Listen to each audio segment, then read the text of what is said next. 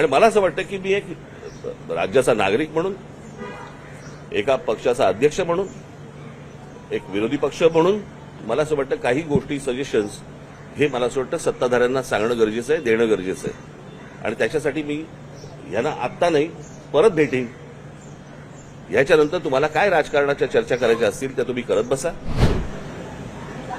आणि ह्या सगळ्या गोष्टी मी त्यांच्या कानावरती घातल्या.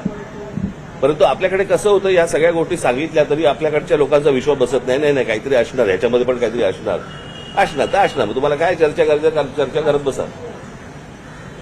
मी जो गेलो होतो, ती ह्या गोष्टींसाठी गेलो होतो. त्यांच्याकडे ते सगळे परत अख्खी फाईल दिलेली आहे.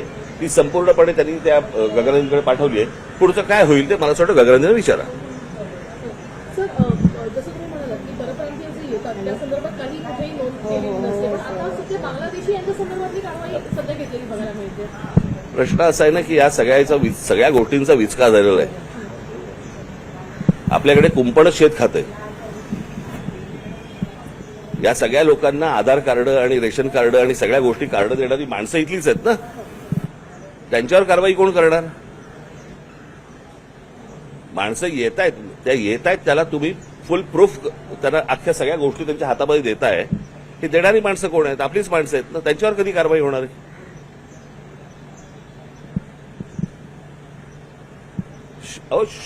एक शहर आहे, त्या शहरामध्ये किती माणसं येऊ शकतात, किती माणसं राहू शकतात, त्याला काही आकार उकार देणार आहात की नाही आपण? कोणी उठायचं आणि कुठेही जायचं आणि कुठच्याही शहरामध्ये राहायला सुरुवात करायची, असं होऊ नाही शकत. मला असं वाटतं या गोष्टींचा राज्य सरकारने आणि केंद्र सरकारने दोघांनी विचार केला पाहिजे. ज्यांच्याकडे आपण बघतोय जी चांगली शहरं म्हणून बर्बाद होणार झालेलीच आहेत.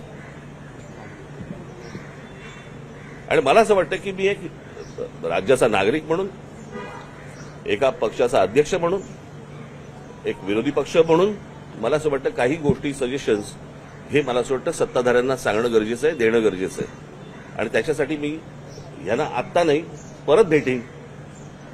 याच्यानंतर तुम्हाला काय राजकारणाच्या चर्चा करायच्या असतील त्या तुम्ही करत बसा.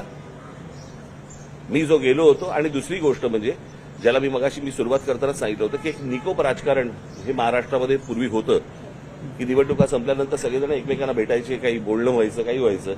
या सगळ्या गोष्टी आता संपलेल्या आहेत, बंद झालेल्या आहेत. आणि प्रत्येक गोष्ट ही तुमच्याकडे तिरस्कारानेच सगळ्या गोष्टी आपल्याकडे पाहिल्या जातात. ते असं बघून नाही चालणार. यातनं हाताला काही लागणार नाही. आणि मला असं वाटतं की विरोधी पक्षाची भूमिका ही योग्य रीतीने पार पाडली पाहिजे. जे काही जिथे सरकार चुकेल तिथे ठणकावलं पाहिजे.